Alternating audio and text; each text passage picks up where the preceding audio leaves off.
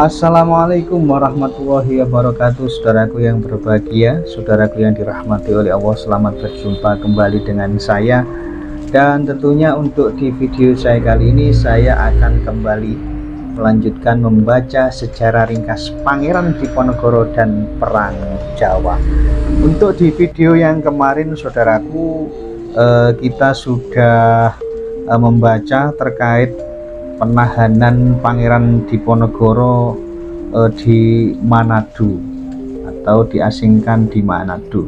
Dan untuk berikutnya adalah kunjungan Pangeran Hendrik, yang mana kunjungan ini ditujukan kepada Pangeran Diponegoro yang berada di penahanan di Makassar.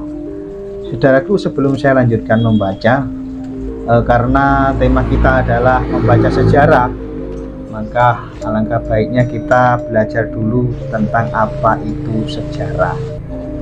Saudaraku, sejarah ini adalah satu peristiwa atau kejadian pada masa lalu yang dipelajari dan diselidiki untuk menjadi acuan serta pedoman kehidupan masa mendatang. Menurut etimologi atau asal katanya, saudaraku, sejarah ini berasal dari bahasa Arab, yakni syajarotun, artinya adalah pohon. Dengan demikian, berdasarkan asal katanya, sejarah ini dapat diartikan sebagai akar atau keturunan, asal-usul, riwayat, dan silsilah. Sementara itu, dalam bahasa Inggris, sejarah disebut dengan kata history. Adapun kata history ini berasal dari bahasa Yunani, yakni historia, yang artinya adalah ilmu.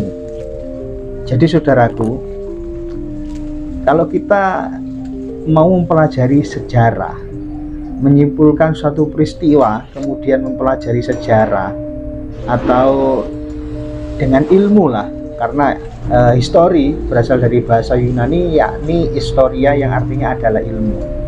Maka setiap kali kita menyimpulkan sesuatu ini hendaknya dengan ilmu, tidak langsung menyimpulkan tanpa melalui apa yang namanya mempelajari atau menyelidiki suatu peristiwa, yang mana menyelidiki ini juga harus dengan ilmu. Makanya saudaraku, kadang-kadang kita menyimpulkan sesuatu itu simpel saja, oh ini salah, oh ini benar, padahal belum mempelajarinya.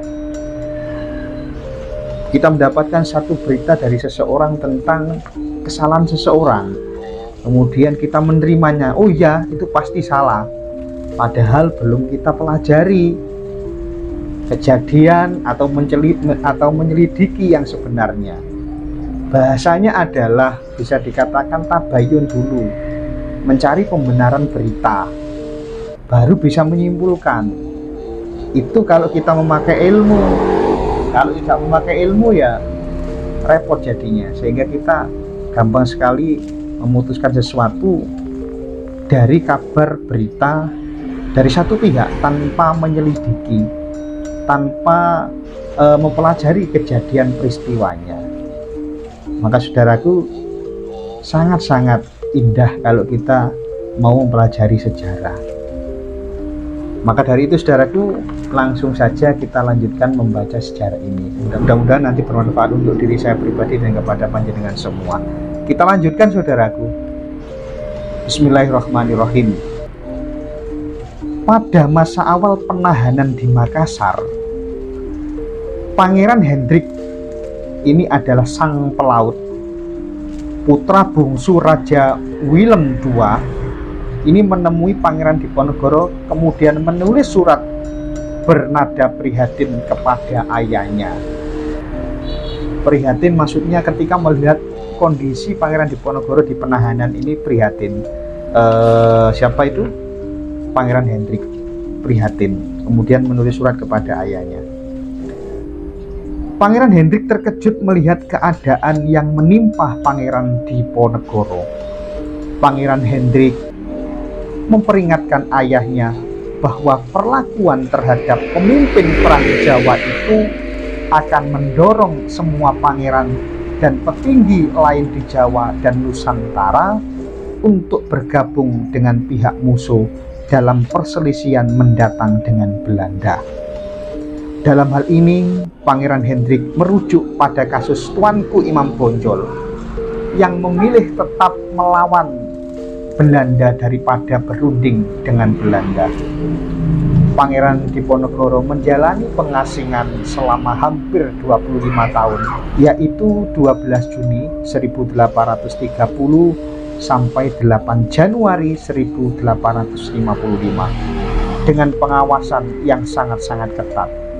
Sampai akhirnya beliau meninggal dunia karena usia tua pada tanggal 8 Januari 1855.